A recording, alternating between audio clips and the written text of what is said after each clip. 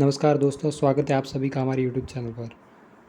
आज का हमारा टॉपिक है भारतीय राज्य व्यवस्था में राज्य लोक सेवा आयोग और राजस्थान में आरपीएससी।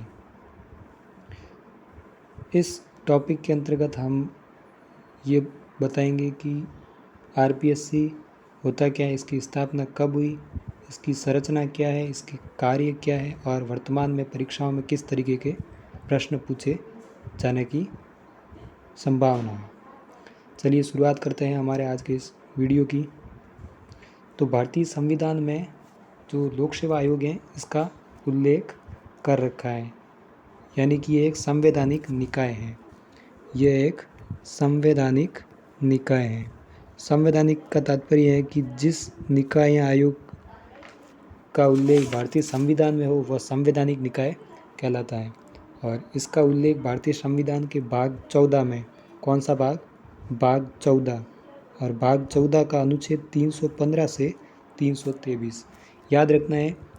और यदि प्रश्न पूछ लिया जाए कि भारतीय संविधान में लोक सेवा आयोग का उल्लेख किस अनुच्छेद में है, तो अनुच्छेद 323 से 315 से 323 तक। और कौन सा भाग? तो भाग 14। फिर आगे बढ़ते हैं। हमारे देश को स्वतंत्रता मिलने से पूर्व हमारे राजस्थान में 3 ऐसी रियासतें थी जहाँ पर प्रशासनिक सेवाएं आरंभ की गई और वहाँ पर आयोगों की स्थापना भी की गई। तो वो कौन सी 3 रियासतें थी? तो वह थी, पहली थी जोधपुर, दूसरी जयपुर और तीसरी बीकानेर। यहाँ पर आप देख सकते हैं जयपुर में जो इसकी स्थापना 1939 में की गई, जोधपुर में 1939 में, जयपुर में 1940 में और बीकानेर में 1946 में।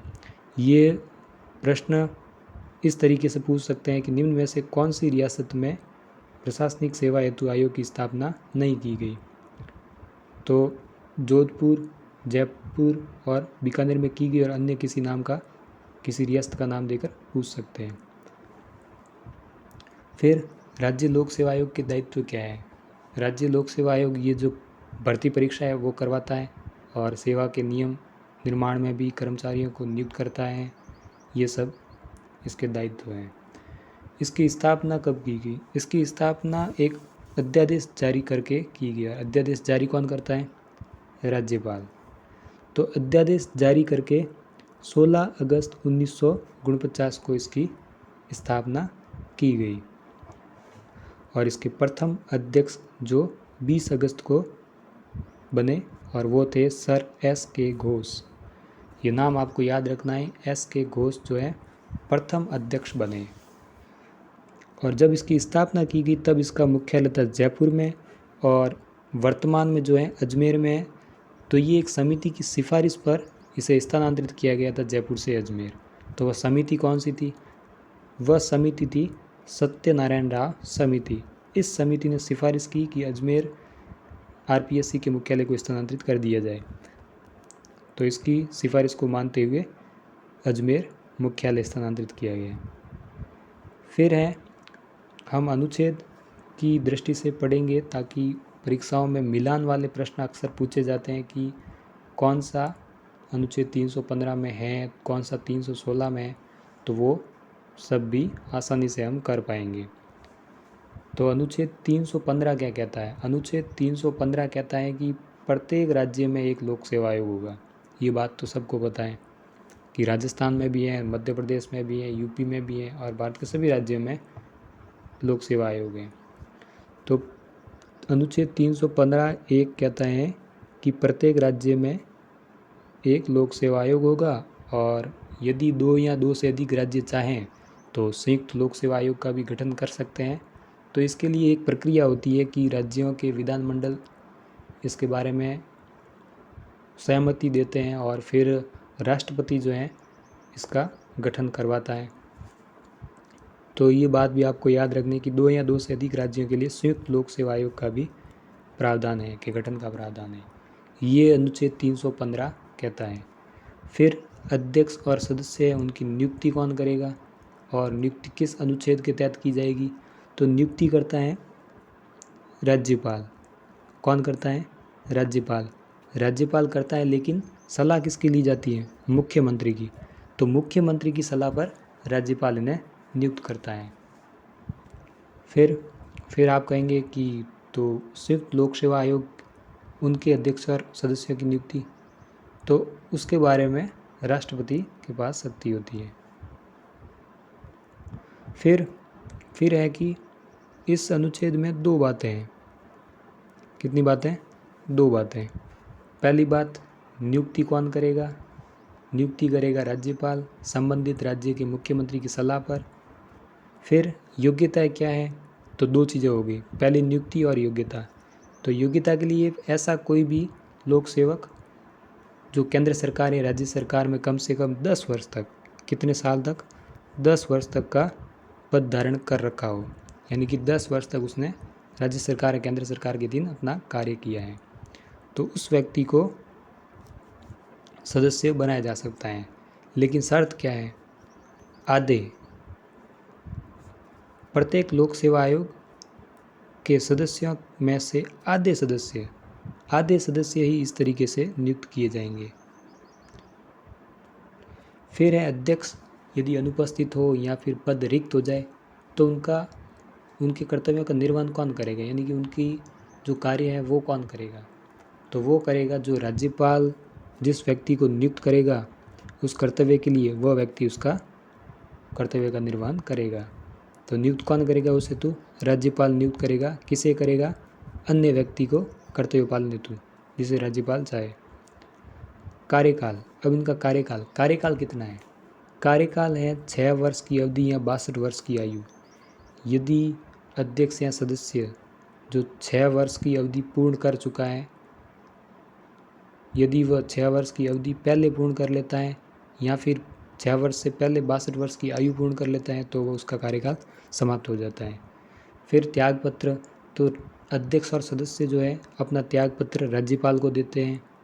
और इनको पुनर्नियुक्ति का मतलब है कि यदि उनका कार्यकाल पूरा हो जाए, सेवानिवृत्ति की आयु नहीं, सिर्फ कार्यकाल, यानी कि 6 वर्ष हो जाए लेकिन अभी भी उनकी आयु 62 वर्ष से कम है, तो क्या उन्हें पुनर्नियुक्त किया जा सकता है? तो इसके लिए साफ शब्दों में लिखा है कि पुनर्नियुक्ति के पात्र नहीं होंगे।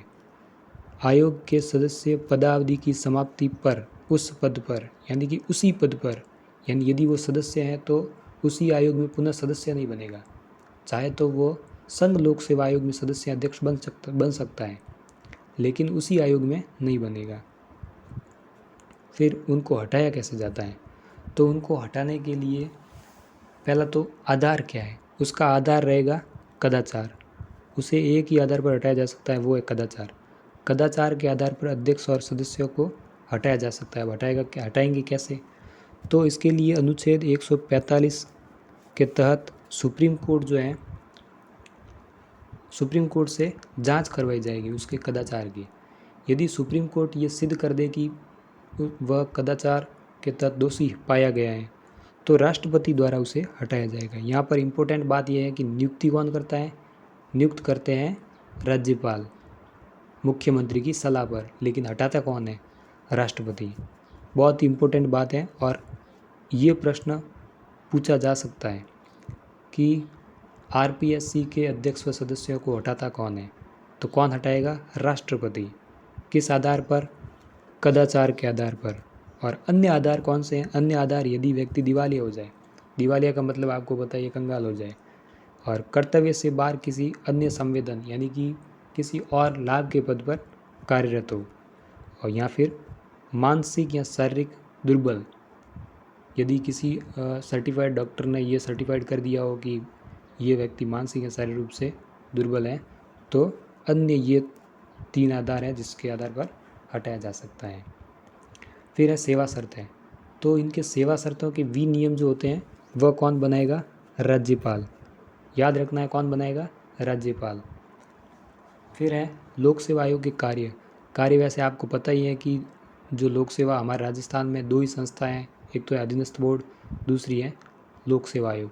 लोक सेवा आयोग राजस्थान प्रशासनिक सेवा की परीक्षाएं आयोजित करवाता है, सेकंड ग्रेड, ये सब महत्वपूर्ण परीक्षाएं यही आयोजित करवाता है, यही संस्था आयोजित करवाती है। और अन्य संस्था है उसका 2014 में स्थापना हुई थी अध्ययन बोर्ड की, तो वो भी परीक्षाओं का संचालन करवाती है। तो इसके कार्य हैं राजस्थान राज्य की सेवा में नियुक्तियों के लिए परीक्षाओं का संचालन करना, और परामर्शदात्री के रूप में इसके कार्य जो हैं, यानी कि परामर्शदात्री से तात्पर्य है कि परामर्श देगा, बाध्यता नहीं है मानने के लिए, ये सिर्फ अपनी परामर्श देता है कि ये करना चाहिए।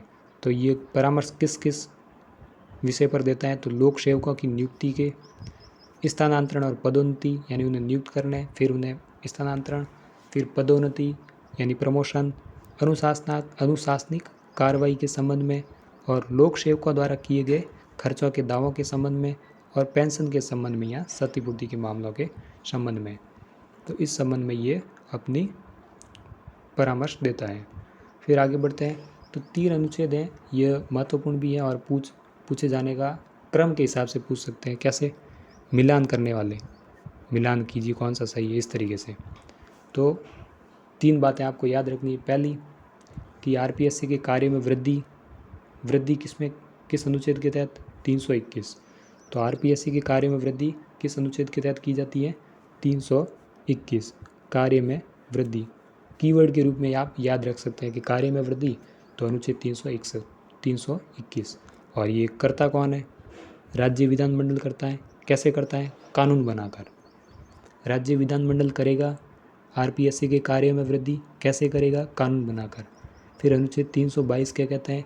अनुच्छेद 322 कहता है कि जो आरपीएससी के खर्चे हैं वो कहाँ से होंगे, कहाँ से लिए जाएंगे, खर्चे देता कौन है? तो आरपीएससी के जो खर्चे होते हैं राज्य की संचित निधि पर पारित होते हैं। राज्य की एक संचित निधि होती है और उस निधि से ही इसके खर्चे चलाए जाते हैं। फिर है 323 आते ही आपको याद रखना है कीवर्ड क्या? यही कि वार्षिक प्रतिवेदन। 323 में वार्षिक प्रतिवेदन, ये कीवर्ड आपको याद रखना है ताकि आपको याद रहे। तो इस हिसाब से यहाँ पर अनुच्छेद 323 कहता है कि जो आरपीएससी है वो अपना वार्षिक प्रतिवेदन जो राज्यपाल को देगी, और राज्यपाल उस प्रतिवेदन को विधानसभा के समक्ष रखवाएगा। हमारे राजस्थान में विधान सभा है, विधानमंडल तो है नहीं क्योंकि विधान परिषद नहीं है, तो हमारे राजस्थान में है विधानसभा, तो विधानसभा के समक्ष रखवाएगा। फिर है आरपीएससी की संरचना क्या है?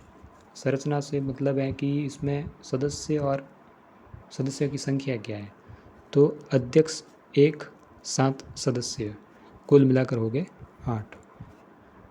फिर कुछ महत्वपूर्ण बिंदु हैं कि आरपीएससी के ऐसे कौन से अध्यक्ष हैं जो सर्वाधिक समय तक रहे, कौन से अध्यक्ष हैं जो सबसे कम समय तक रहे, और कितनी महिलाएं हैं जो सदस्य बनी, और वर्तमान में अध्यक्ष कौन है? तो देवी शंकर तिवारी, आपको नाम याद रखना है, देवी शंकर तिवारी।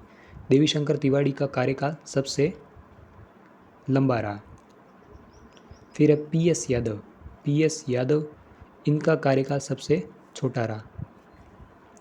फिर आयोग में अब तक 3 महिलाएं जो हैं सदस्य बन चुकी हैं। तो पहली महिला थी कांता कथुरिया। कौन थी? कांता कथुरिया। फिर कमला भील और राजकुमारी गुजर जो वर्तमान में आयोग की सदस्य हैं। फिर वर्तमान में अध्यक्ष हाल ही में अभी संजय श्रोत्री ने अपना पद ग्रहण किया है, जो आरपीएससी के नए और वर्तमान अध्यक्ष बने हैं। इसी के साथ हमारा आज का वीडियो यहीं पर समाप्त होता है। यदि आपको वीडियो अच्छा लगा तो चैनल को सब्सक्राइब करें और लाइक शेयर कमेंट करें। धन्यवाद।